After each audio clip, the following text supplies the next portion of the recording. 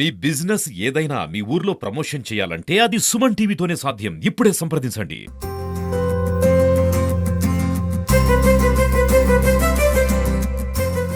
మన గౌరవ రాష్ట్ర ప్రభుత్వము, మా మినిస్టర్ గారు, అదేవిధంగా మా డైరెక్టర్ ఆఫ్ మార్కెటింగ్ గుంటూరులో నుంచి విజయవాడలో మన జరిగిన కాన్ఫరెన్స్, ఇప్పుడు 2 రోజులుగా జరుగుతూ ఉండే కాన్ఫరెన్స్ని బట్టి ఈ టమాటాల పైన ఎక్కడైతే రేట్లు పడిపోవడం జరగడము, ఈ మధ్యకాలంలో పేపర్లో టీవీలో అంతా చూస్తూ ఉన్నాము. దానిపైన వచ్చి ఇనిషియేషన్గా వచ్చింది స్టెప్స్ ఎత్తుకోండి అని చెప్పేసి అని మాకు కొన్ని సూచనలు సలహాలు అనేది వాళ్ళ ద్వారా నుంచి రావడం జరిగింది.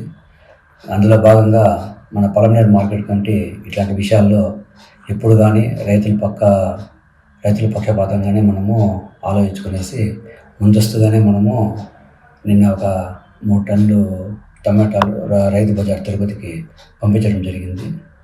అదేవిధంగా తమిళనాడుకి ఈరోజు ఒక 15 టన్నులు రైతులతో మాట్లాడి, ఇక్కడ కోఆర్డినేట్ చేసుకునేసి వ్యాపారస్తులతో రైతులతో మాట్లాడి నేరుగా మనము తమిళనాడుకి అంటే రాణిపేటకి 10 టన్నులు, గుడియాత్తంకి 5 టన్నులు పంపించడం జరిగింది.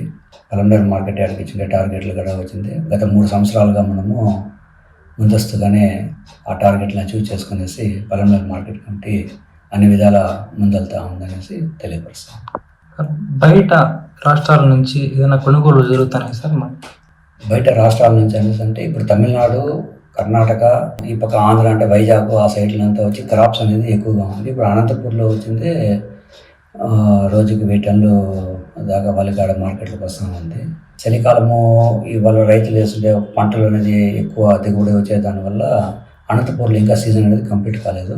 మనకి సీజన్ వచ్చింది ఈ వీక్ ఎండింగ్ కానీ నెక్స్ట్ మంత్ ఫస్ట్ వీక్లో కానీ మనకి ఇక్కడ సీజన్ స్టార్ట్ అవుతుంది. అంటే ఇప్పుడు అనంతపూర్ సీజన్ అనేది డౌన్ఫాల్ అవుతా వస్తుంటే మనకి ఇక్కడ సీజన్ స్టార్ట్ అవుతుంది. బయట రాష్ట్రాల నుంచి అయితే మనకైతే ఇంతవరకు అయితే ఏం వచ్చింది ఏం లేదు.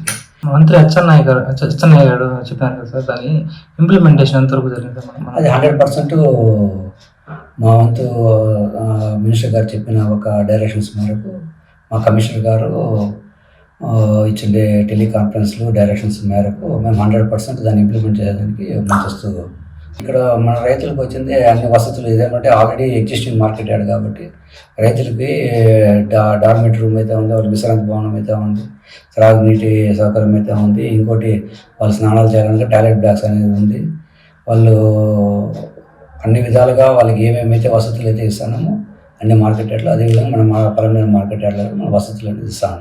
గిట్టుబాటు ధర లేకుండా ఉన్నప్పుడు ప్రభుత్వమే కొనుగోలు చేసి వాళ్ళు గిట్టుబాటు ధర కల్పిస్తామని చెప్పారు కదా, దాన్ని ఎప్పటి నుంచి పలమనేరులో ఇంప్లిమెంట్ చేస్తారు సార్? మనకి సీజన్ స్టార్ట్ అయిందంటే అరైవల్స్ని బేస్ చేసుకునేసి ఎందుకంటే ఇప్పుడు మళ్ళీ ఒక్క పలమనేరులో అంటే మన చుట్టుపక్కల ఉండే మండలాలు కాకుండా ఇట్లా పుంగనూరు, సోమల ఈ పక్క ఏరియాల నుంచి కూడా మనకు వస్తుంది టమాటాలు.